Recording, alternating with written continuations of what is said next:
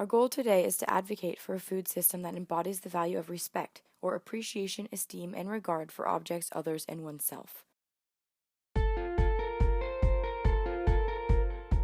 My values definitely involve community, respect for sure, and mindfulness. I'd say I'm pretty respectful and nice to everyone unless they give me a reason not to be. Being truthful, being a good person, caring about others. Our current food system is one that lacks respect.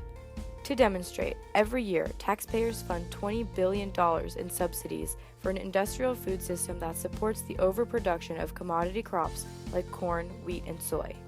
Then, they are turned into highly processed foods and other materials that are cheap and unhealthy.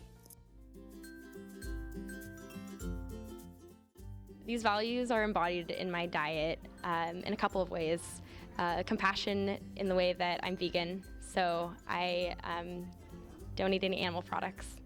And equity, mostly in just assuring that the food that I buy, I know where it's coming from.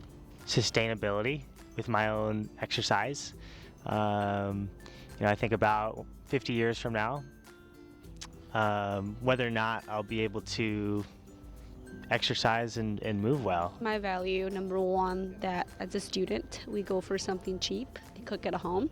Number two, I buy grocery to cook myself, to kind of, to have more vegetables in my meal. Highly processed foods play a significant role in our current obesity epidemic. Nearly 78 million Americans are now considered obese. Obesity and its related illnesses come at a vast cost to society and are now more costly to our population than smoking. According to the CDC, in 2014, obesity and its related illnesses cost our national economy $147 billion in medical care costs alone. I have no idea. In terms of influencing what I eat, I don't think that the government plays that big of a role. Yes, to an extent. I think government policy allows us to have bad food choices. For example, let's say if the EPA went in and said, okay, you can't use these pesticides on these crops, yada yada yada, then we probably wouldn't be getting a lot of the food choice that we do have in the supermarket right now because we wouldn't have a way to preserve it. I also think that it affects it in a pretty direct way on some levels too. While industrial agriculture attempts to fulfill the needs of our population by providing readily available calorie-dense food, it has led to some negative consequences, including food waste and dire environmental impacts. It is estimated that between 30 and 40% of our food supply is wasted. The unnaturally abundant amount of food has led to a society that undervalues food, and it is so convenient to obtain, it's no wonder it's lost its value. Our food system has an intense environmental impact as well. In the U.S., livestock uses about 23% of the water supply, is responsible for about a fifth of all greenhouse gas emissions, and produces a lot of methane, a greenhouse gas with 25 times the climate change potential of carbon dioxide.